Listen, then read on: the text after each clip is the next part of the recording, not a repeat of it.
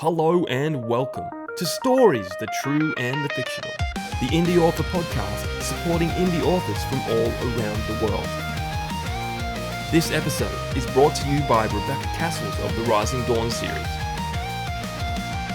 You too can become a sponsor by heading on over to buymeacoffee.com/STTATF or follow the link in the show notes. And now, let's get into the show.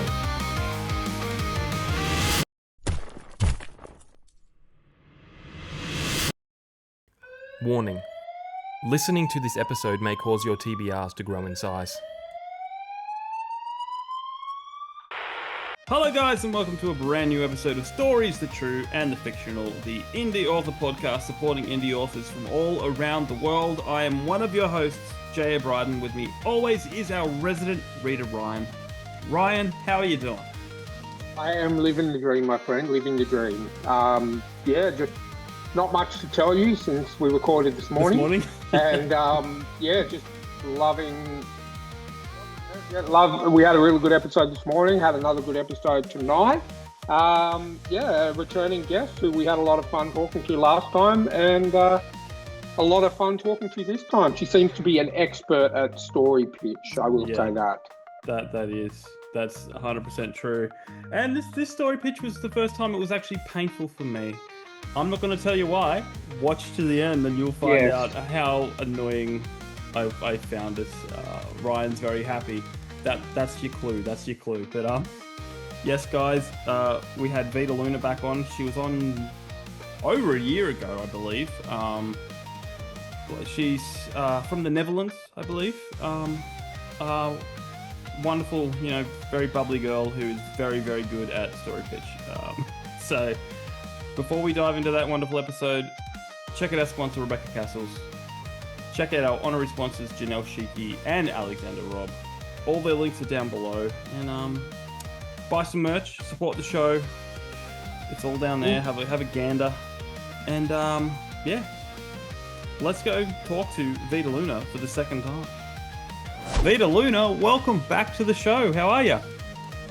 Thank you for having me. I'm pretty good. It's Awesome. It's going to be fun. We're going to talk books. We're going to talk about what you're up to, and we're going to do a whole lot of icebreakers, which we're going to start right now. I believe Ryan is the one that's going to kick it off. Yep, and I have a very simple first icebreaker. Dwarves or elves? Ooh, well, I like both, but I'm gonna have to choose elves because I'm a big fan of Holly Black and her books. Okay. I don't know if you guys know them.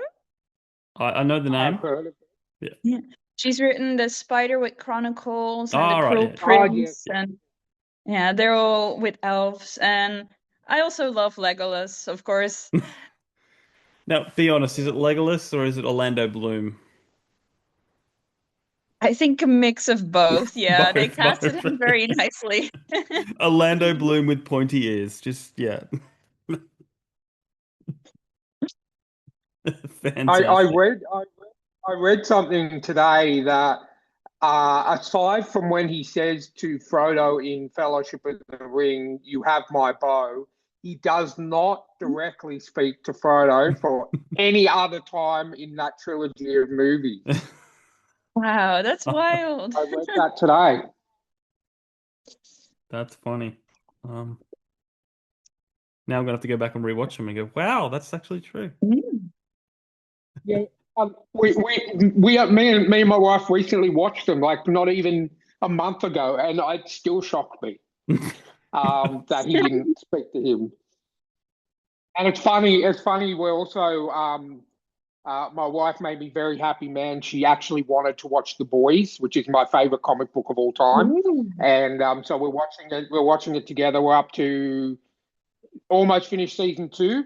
And we just had the reunion of Carl Urban and John Noble, Denethor and whoever Carl Urban's character's name was on in Lord of the Rings. I can't remember the name of the character, but their father and son in The Boys. So I thought, and when we're sitting there, my wife's like, "Who's that again?" And all I said was, "Choose angrily." Because when he eats, when you got subtitles on when he's eating those tomatoes, it just says "choose angrily." Choose angrily. Cool, cool, That's cool, cool. fine. All right, so the next one's a bit of a fun question, Vita. If you could have a talking animal sidekick, what would you pick? And bonus points if you Ooh, pick a voice. Like, who's it going to sound like? a voice. Ooh, that's a good question. I would want it to be a cat because I Mm. love cats. I used to have two, now I have one. I've had them since I was like 9 years old, and I love to just have conversations with them. The first Yep. voice that popped into my head would be Danny DeVito. Of course, of course. Yes. Yeah, I don't know why. It's so fitting. The last person that chose a cat was Samuel L. Jackson. Samuel L. Yeah. Jackson voice. But like, no, I think Danny DeVito is better. It, I can just picture that, that episode of Always Sunny in Philadelphia, Mm. where your cat will be like, and then I just started blasting, and like my girls would say that. Just like, what? What? Yeah. But you've done it again, Jamie. You skipped ahead a question. Did I? You went Oh, three. okay. I wasn't Right. reading it. It was half blocked, but all right. Well, you can pick the next question. That's okay. Question number three, which is really question number Number two. two. What is your what is your least favorite trope in storytelling? So it can be in, TV, movies, books, whatever. Well, I always get kind of frustrated when a character writes a letter and then that letter gets lost.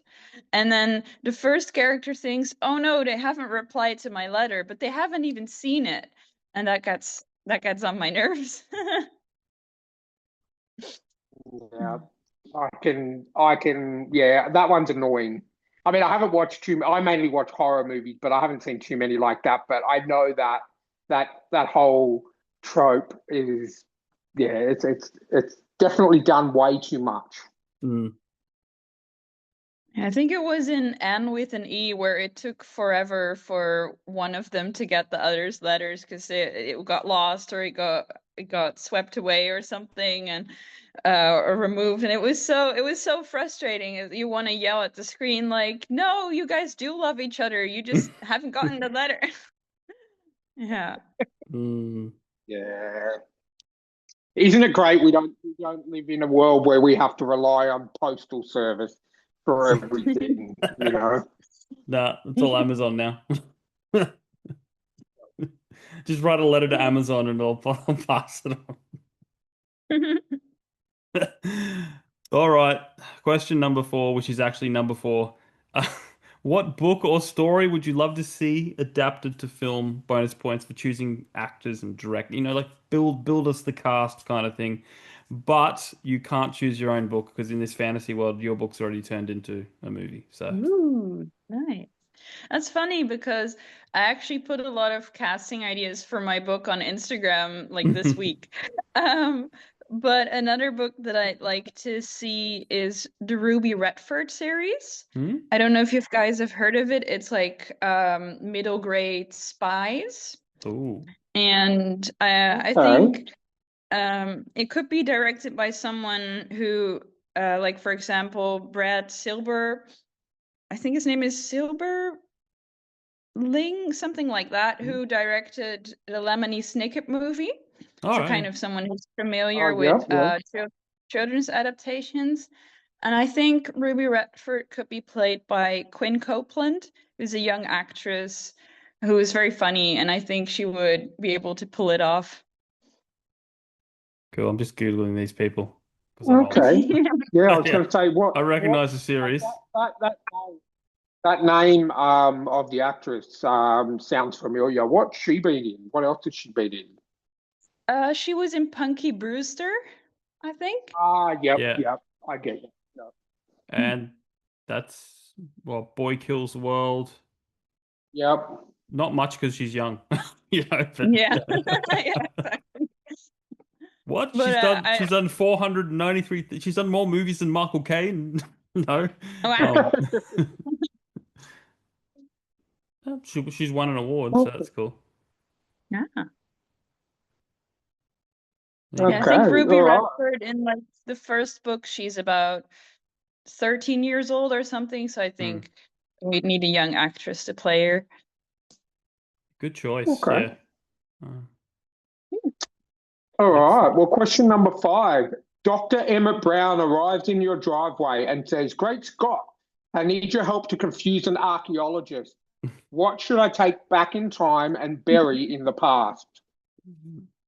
Um, well, I was thinking about this, and I was thinking, I don't know how how old porcupines are, but I think it would be so confusing if you put like a porcupine quill, one of those pointy things, Mhm. because like, what is that? It's one of the strangest animals out there.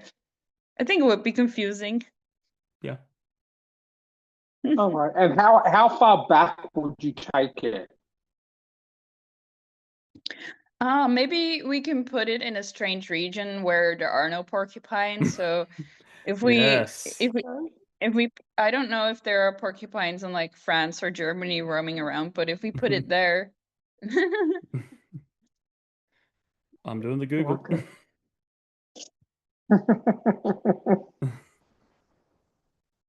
Now I forgot how to spell porcupine. oh yeah, Porcu Yeah. pine. Yeah. No, there are no wild porcupines in France. Wow. Changing That's where France to we put it. Germany. No, there are no porcupines in Germany. So you chose wisely. Nice. That's pretty funny. Wow. Well, we flew through them, didn't we? I suppose you just want to talk about your books now. Sounds good. What do you Sounds want to good. know about them? Well, which one you sent me two covers, so which do you want to tackle first? We got the dinosaur one, Um, or we got the ooh, yeah. Which do you I want to think plug? we can first start with the Strength and Spring in Camden. Oh yeah. Okay, I'll bring it up. There we go. Yay! Bright green color cover. Sorry. So you do these yourself? Did I remember correctly? Yeah, I make them myself, yeah. And then you've got the greens. I remember last time you were on, you mentioned you were talking about you were in the middle of writing this one, I think.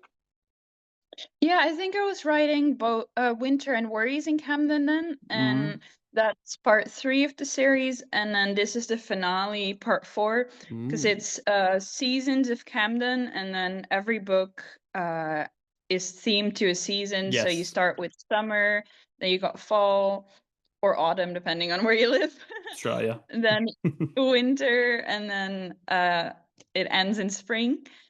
So I've just finished it. It's brand new out now, and I'm very excited, but it's also very strange because it's been almost exactly 5 years since book 1 came out, and to now Wow. be done with the whole series, Mm. that's quite a Wow. strange feeling. So do you want to give us a basic rundown of what happens in this, or the basic story of this book, this finale in the series? Yeah, so the book series, it starts with Audrey, a young man who wants to become a baker, but he doesn't really dare chase his dream because he's so busy taking care of his father, who has dementia. But then he meets someone who kind of inspires him in that. And then you've got him, you've got his sister Tiffany, who loves to dance ballet, you've got his best friend Dylan, and then you've got Zach, who I'll leave a bit in the middle what happens Mm. with him. And then you kind of follow these 4 characters over the span of 15 years in the series. Um, so the story starts when they're in their early 20s and it ends when they're in their mid 30s, and you get to see their lives. Mm. Awesome.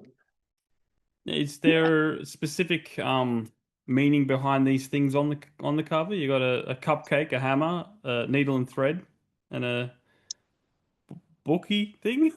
Yeah. It's each icon represents one of the four main characters in that book. Oh, okay. And so there are kind of a little bit like teasers to this story. And the very first book, it starts with Audrey making lemon cupcakes with sprinkles. And he does that again in this book as like a callback to the first one. So that's we've got the cupcake for him. The book will represent Dylan in this one, the hammer Zach, and the needle and thread Tiffany. Cool. Yeah. So is it like a fully closed off ending to the series, or are you leaving room for more seasons? Or to Ooh, circle yeah, back? it's like uh it's really like a wrapped up ending. But I mean, there's always room for in a few years to have another generation of these characters, see what they're up to. So I'll never say never, but for now, this is the complete story. Yeah, cool. All right, so we want to look at And the you other were one. saying that this one, you were saying that like this the finale is out now, so people can buy all four. Yes, it's you can find it on Amazon and other websites. It's both as a Kindle ebook and as a paperback. Grab it now, folks. You heard it here. All right, I'm going to bring up the other book because it's a favorite topic of mine. The dinosaur that went Ooh, raw. yeah. So this is quite a funny one. Because in book 2 of the Camden series, Dylan he reads out a storybook to a child, and it was The Dinosaur That Went Roar. And then I thought, well, to celebrate 5 years of Camden, why not release that book as an actual book? Yeah. So it exists in the world of Camden, and now it exists for real too. So then I started to draw some dinosaurs and made a picture book. And I see that only one of them goes raw. Yeah, that's a main dinosaur. That's the one that goes raw. Yeah. The other dinosaurs are kind of judging him because he's not very good at roaring yet. That's why they think he's a boar. It's Well, all in rhyme. oh, cool. So it's a bit of a kid's book, like a proper kid's book. Yeah. Yeah. Yeah, this is really for the little ones. Yeah. And you drew you did all the drawing yourself? Yeah, I made all the dinosaurs by hand with Yeah. first pencil and then pen and felt tip. Excellent. So is there much depth to it, or is it just about the dinosaur that goes raw? Yeah, this one was Yeah. really just for fun to Yeah. have like a little bonus. It was I released Strength and Spring in Camden, and then it was the next day that I said, surprise, there's another bonus book. And what was funny was yesterday I came home from the book market and there was a mug delivered to my house. It was a black mug. And I was like, who sent this to me? And then it said, put hot water in it. And I put it in. And then I saw these dinosaurs appear on the mug. So my dad had sent me a mug with the dinosaurs on them as a surprise. Yeah. So Cool, I like that. did he put his name on it, or was it just seriously just like some random mug from someone that you didn't even know where it came Yeah. from? So he Yeah, had to. it was anonymous. So Yeah. I first like I asked in my friend group, like, did any one of you send me this? And everyone was quiet. Yeah. And then I sent like to my dad, hey, I got a mug delivered to my house today. And he was like, did you put water in it yet? So then I knew, like, There you go. Yeah. That's so cool. That's so cool. Yeah. So what are you working on at the moment? Is there any more projects coming along? Ooh, well, right now I'm taking a little break after finishing this series, but I'm working on another book with a friend soon, which will be set in high school, senior year, and it'll be in the vibes of like Battle of the Bands, music, and we'll be also writing some songs for it. so that we'll have actual lyrics in the book. So that will be fun. And do you guys know Anne of Green Gables? Yes, yes. No. Of course we do. Because that text is so old that it doesn't have copyright anymore. Yeah, so public anyone domain. can. Public domain. Yeah. So I'm wanting to make an illustrated version of it myself. Okay. And illustrate it really old school with the ink and the what is it called? Is it called a quill? I think so. Yeah. Yeah. Oh, that'd be interesting. Yeah. Ryan wants to know if Anne of Green Gables is public domain, why there isn't a horror movie on it about it. Exactly. Exactly. I mean, I know yeah, there are animes of it at least. Okay.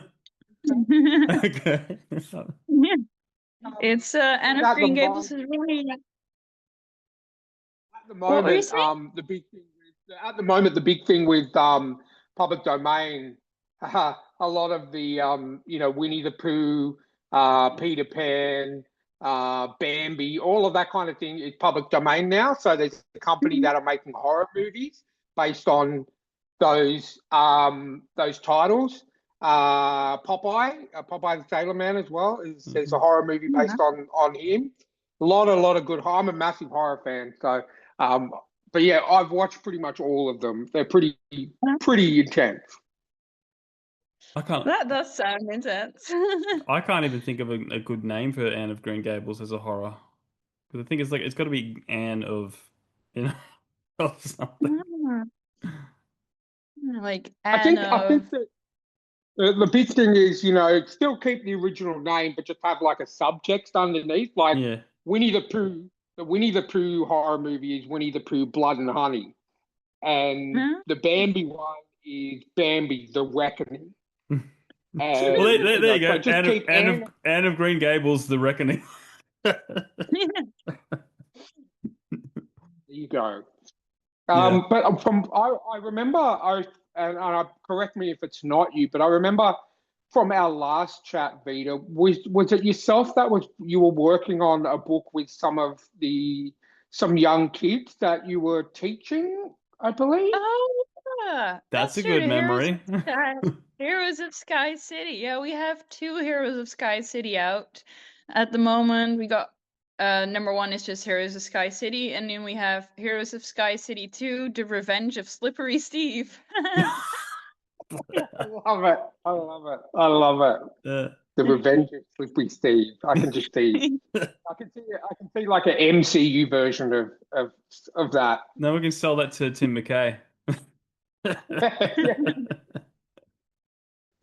So yeah, how was that? I mean, I remember you told us last time it was a lot of fun working on that with some of the kids. But are you still doing that kind of thing with some of the kids?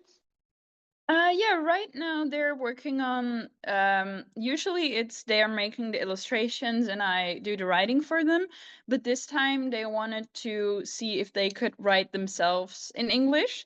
So they're working on that at the moment. And I think they're both about halfway in their stories. So when they're done, I'll make sure to check it all and see if it makes sense and everything and polish it up. And then there should be a new Heroes of Sky City coming. Yeah, made all by them. Awesome. No, that's really good for encouraging the next generation of writers. We just finished doing an Instagram live with a friend of the show who's a horror writer, and his daughter is 9 years old, and she just started writing her first story. And he's trying to give her tips and pointers, and she's just like, "No, Dad, no, this is my story. I want to write it like I want to write it." So it's good that they're willing to take your feedback on board. Yeah. Yeah, I'm excited to see what the new stories will be like. I know there's going to be lots of action in it and lots of chaos. And I'm also working on a fantasy trilogy. But that one, I've been working on that for a very long time. But that one I'm thinking of going to agents with to try and query. But then I first want to really polish it up and make sure I'm ready for it, because I've heard a lot of stories about the query trenches, as they call them. Yeah. There's someone I've been meaning to get back on. She was on a while ago. I did it without Ryan. Emma T. Elias, I think, and she's at least within the last year, she got an agent, and she succeeded at that. So that'd be something cool to talk about, because it is tough. Like I haven't even bothered about doing it. I'm just like, I'm happy writing, putting my stuff out there. People will find it, people enjoy it, but I don't think I'd have the patience to, like, and even if someone picks up the book, then it's like, okay, now I've got to wait a year and a half, 2 years for them to release it.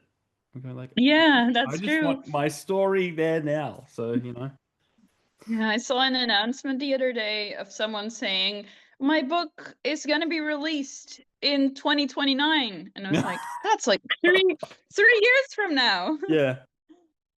I hate it.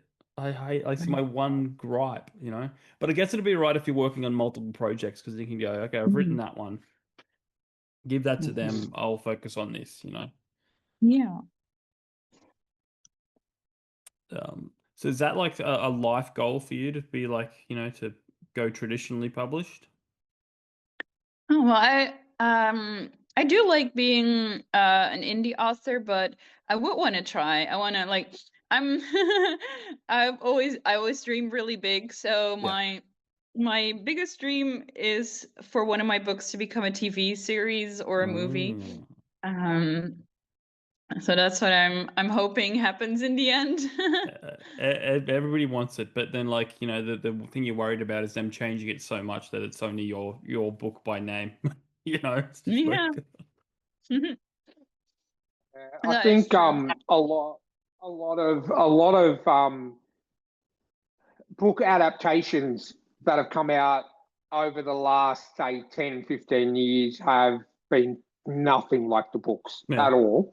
But I will say that, and I can't believe I'm saying it's Disney that have done it. Disney have done the Percy Jackson series into a TV show.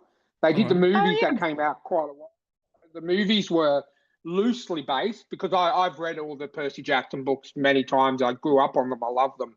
And the TV show that's just finished its second season is probably one of the closest adaptations I've seen in recent history, in terms of being close to the books. So yeah, if you like that kind of stuff and you've been holding off on watching that show, watch it, because it's very much like the books a lot. So, and it's very good. Yeah, I heard a lot of good things about it. The only trouble with those series is that sometimes they wait too long in between seasons, and then the children suddenly look like they're 19 when they're still supposed to be 14. Yeah. Stranger Things. Yeah. Sweet Tooth. I love Sweet Tooth, but that kid grew up fast. It's funny when they're 10 years old, and then they're boom. Resident Alien, Ryan, the kid, he shot up quick. Yep. 4 seasons, and he's like, I'm a child. Yeah, I think so. You're getting, when you set stories around, kids when they're, between 12 and 13, they have, kids have that Growth era. It's spurt. like 12, 13, and then, it just takes 1 year and they look like they're 5 years older. Yeah. It's just like, me and my wife recently watched the Harry Potter movies recently, and those movies came out once a year. Yeah. Like religiously once a year. And there's still 1 year where, they still look reasonably young, and then the next movie comes out the next year and they all look like they're 25. Yeah. So it's that age group where there's that 1 year when they just go from, looking like they're still prepubescent teens to, mature adults. Yeah. But then you've got, the Karate Kid, where the first movie he was 24, 24 years old, and he looked like he was, 5. And the same with Is it Avatar, the live action Avatar Last Airbender? Like that kid's like 21 or something, you know? Yeah. Are you talking about the The live action. TV, the TV series or Yes, yeah. the real? TV series. No, the TV series.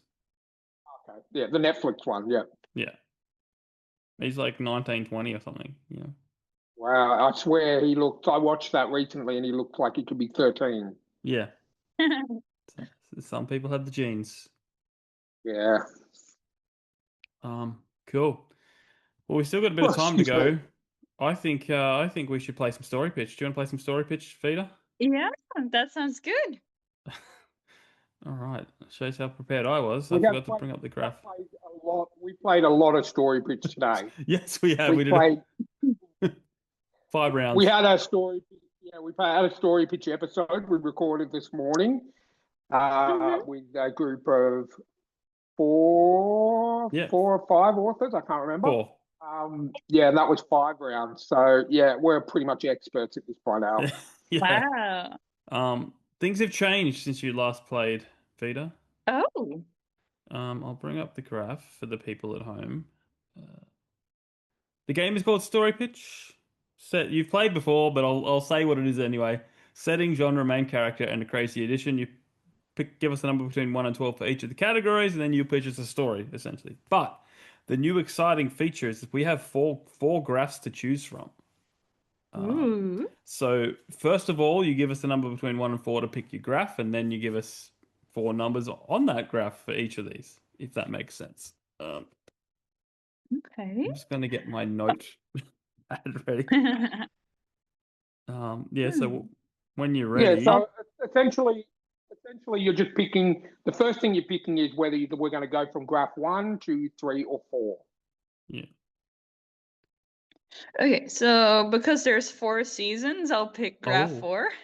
Oh, okay. So we're going graph 4. Okay, now give us 4 numbers for each of these categories. Okay, I think we're gonna go with 2, Yeah. then Mhm. 4, Yeah. then 2 again, Yeah. and then 8. 2, 4, 2, 8. Yeah. All right. Okay. So, wow, you've gotten something brand new that we've never had before. Your setting is an underwater city. Okay. Underwater city. Yep. Your genre is action adventure. Oh, wow. It's setting up to be Aquaman Well- already. That fits. Well, oh my gosh, this is perfect. Your main character is a hot air balloon pilot. Okay. And your crazy addition, which is someone or something that must appear in the story, even for just a second, is a conga line. Conga line is That's the dance What where, is it where everyone, grabs each other's hips and the dances along. Primarily done at weddings, I believe. okay, conga line. Okay. Yeah. So Sure, I can work with that. so you've got a action adventure set in an underwater city. Your main character is a hot air balloon, and you've got to have a conga line. Okay, so my hot air balloon pilot, he isn't very happy with his life. He feels like it lacks adventure, and he's supposed to get married, but then he's like, I can't do this. So he goes away in his hot air balloon, kind of leaves his fiance in tears. And then he hasn't really thought this through. He doesn't have enough fuel, so he lands in the middle of the sea, and then he ends up he ends up like almost drowning, but then he gets saved by people from an underwater city. And so now he's there, and they are in trouble because their resource of air is almost depleted, and there's an evil like creature that is trying to hog all the air, and so he has to go on this huge adventure to try and defeat the creature. And when he does, they have this big party, and he does a conga line there. He's very happy, and he sends a letter to his fiance saying how sorry he is for running away, but he lives in the underwater city now. and she ends up having been with his brother the entire time, so it kind of course. works out for the best. Oh, I love it. Quality, very good, very good. It sounds like a Hallmark movie, to be honest. But Yeah. All right, round 2. Let's say you can't use this graph because you just use it. So 1 to 3. Yeah. We have number 2. Okay, graph number 2. And What are then your we're gonna go. Oh, do I have to pick numbers yeah, again? 4 numbers. Yeah. So 1, Mm-hmm. 7, 6, and 12. 1, 7, 6, and 12. All right. Okay, your setting. We haven't had this one in a while, but it was regular. But your setting is a community radio station. Ooh, radio, nice. Yeah, your genre is dark comedy. We've had this before, plenty of times. Your main character is a bounty hunter. Ooh, what is a bounty hunter? It's like so it's basically someone that hunts down criminals, but like outside the law. But then he takes them to the cops and then gets a reward. Ah, like a vigilante. Yeah, yes, but like kind of like, For it. but he gets paid for it, and the cops aren't out to kill him. Like like he won't get Yeah. arrested. He won't get arrested for it. Like that sort of thing. Okay, and your crazy addition, which is someone or something must appear in the story, are giant robots. So if you've seen the movie Pacific Rim, those kind of robots, huge. Think Power Rangers, Voltron, the big robots that you see usually at the end of those episodes. They're the kind of robots we're talking about. Yeah, robots big enough to fight Godzilla. Yeah. Okay, wow, this is a difficult one. Yeah, well, you got a dark comedy set in a community radio station with a bounty hunter and giant robots. So Yeah. Okay. So our main character, he's radio host there by day, and he's bounty hunter by night. And he gets this guest on the radio station who's being kind of dodgy and talking about robots taking over the world and everything. And he thinks like maybe there's something to this, so he tries to follow him, and he discovers that there are people building this huge robot that wants to like stomp around the city, and then he has to try to stop the power source off the robot to stop this from happening. The police doesn't really believe him at first because they think he's just being silly, and he gets into a lot of funny scenes where he gets being thrown out of the police station when they say no, stop talking about this robot. But then the robot starts actually going on a rampage, and the police like, damn, he knew what was up. And then they kind of work together to try to stop the robot. There you go. Yeah. I must say that you're very good at this game of coming up with things on the spot. Like we literally give you the ideas, the categories, and bang, off you go. Like we've had people who can't do it, like need to take a little bit of time to think about it. And I mean, that was a tough one.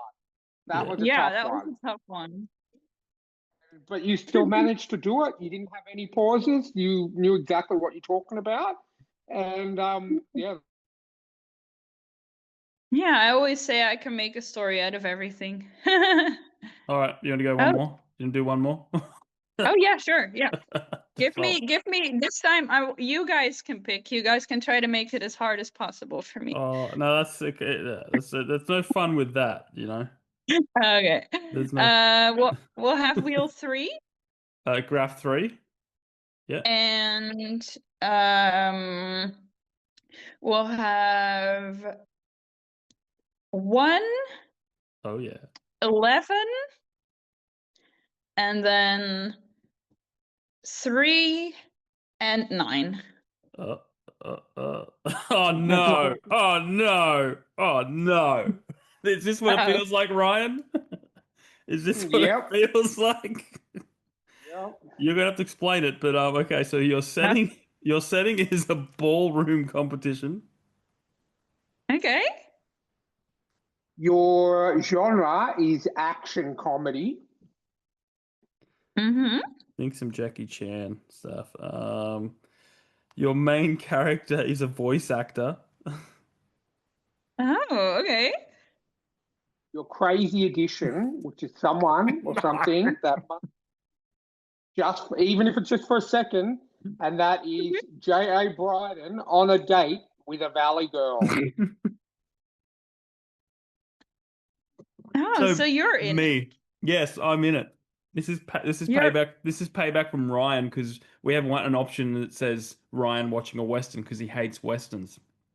Me, I personally can't stand the Valley Girl accent. From the girls in America that like like whatever like that. I can't do the accent, but that I just so the punishment for Ryan getting the western one too many times. I'm now in it having a date with a girl that I can't that drives me up the wall, pretty much. okay. So in my story, you are the main character. You are a voice Oh, actor, well, and well. you want to narrate a book, like one of those old royal books, like a Bridgerton kind Hmm. of book is what you want to narrate. But the author doesn't believe that you're a good fit. So she says you have to prove that you fit into the Regency era. You have to win a ballroom competition before you can narrate my book. Of course. And you need a partner for this. Oh no. So she says, I can find you someone to be your partner, this famous author, and she finds you the Valley Girl. So you and the Valley Girl, you are the action comedy part comes in with you guys trying to learn the ballroom moves and it all going wrong at first because you don't really get along, but then you find some things that you have in common and you end up winning the competition and getting the girl. Wait. You mean I have to be with the Valley Girl? Yeah, Oh no. yeah. This It's a is a horror horror. story. It's a horror, not an action comedy. Oh. Yeah, okay. Interview over. No. I think that's a good way to end the podcast with that in our memory for a long time. Okay. No, well, I'm not going to be sleeping well tonight. I know. Thank you. Maybe there's a second movie, Maybe you and the Valley Girl break up and you meet and you meet another person at another ballroom competition. A mountain girl. I don't know. I don't want to think about it. Thank you for joining us, Vita. Again, it was such a good time. Went by quickly, but Thank you. as we always do, we'll give you the floor. Tell our listeners and viewers where they can stay up to date with what you're doing, whatever you want to plug. The floor is yours. Thank you. You can find me on most of the social medias as 3Musedays, so like a little 3 and then Muse as in the band and then days. I post about my books.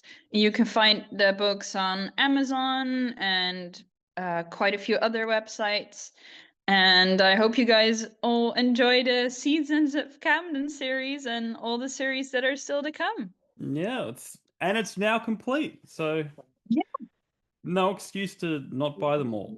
So, Yeah. well, thank you again for joining us, Vita. I will leave all of your links down in the show notes so our listeners can find you and stalk you on the internet in a friendly manner and buy your books and all that stuff. Guys, please check out our sponsor, Rebecca Kearsells, our honorary sponsors, Janelle Schiecke and Alexander Robb. All the links are down below. Check out our merch. Buy Ryan's multiple. You've got a choice now. You can buy one shirt or his other shirt. They are available. Every little bit of merch that you buy goes to helping us keep the lights on with the show, pretty much. So, thank you guys for supporting us. Check out our Discord if you want to join. We'll just reach out. We'll give you the link. And until next time, keep supporting those indie authors, and we'll catch you on the next episode.